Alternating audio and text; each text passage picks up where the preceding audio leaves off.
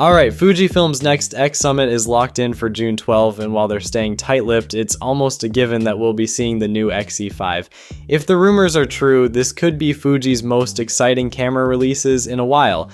We're talking about the same sensor and processor combo as the X100VI, that $2,300 compact legend people can't stop talking about. But wait, it gets better. IBIS. Yup, in-body image stabilization could finally be coming to the X-E line.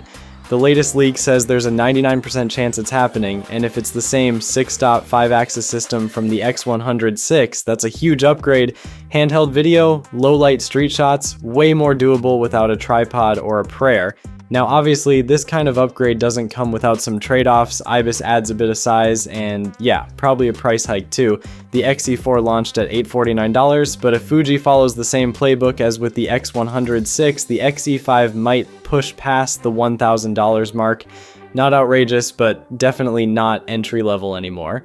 But let's talk about what else might be in the mix. Design-wise, the X-E5 is expected to stick with that sleek, rangefinder-style look Fuji fans love. EVF tucked in the top left corner like the X Pro series and X100VI. It's compact and street-ready, which could make it a solid rival to something like the Ricoh GR4, especially if you value an electronic viewfinder and interchangeable lenses. Speaking of lenses, this likely isn't a fixed lens camera like the X100VI. The X-E5 will keep the X mount, giving you full flexibility with Fuji's lens lineup, and rumor has it a new 23mm f2 pancake lens might launch alongside it, perfect for keeping things light and discreet on the street. Now, control-wise, Fuji might be changing things up a bit. Some folks are hoping for the return of the tactile layout from the X-E3, especially that rear command dial. But there's also talk of a new film simulation dial like the one on the X-T50, or maybe a combo shutter ISO dial like you see on the X100 series. Could go either way, but here's hoping it keeps that enthusiast-friendly vibe.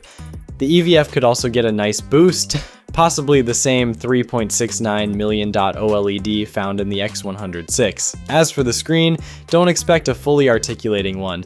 Most likely it'll stick to a fixed or two-way tilt design to keep the size and price down. Battery life?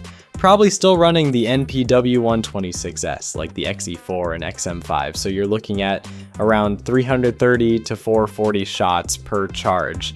Not groundbreaking, but decent for a compact shooter. So yeah, if even half of this pans out, the X-E5 is shaping up to be a seriously tempting mid-range option, great sensor, IBIS, compact form, interchangeable lenses, and possibly a new pancake lens to sweeten the deal. I mean, what's not to like? Let's just hope Fujifilm doesn't cut too many corners in the name of cost. June 12 can't get here fast enough. Catch you in the next one. Peace.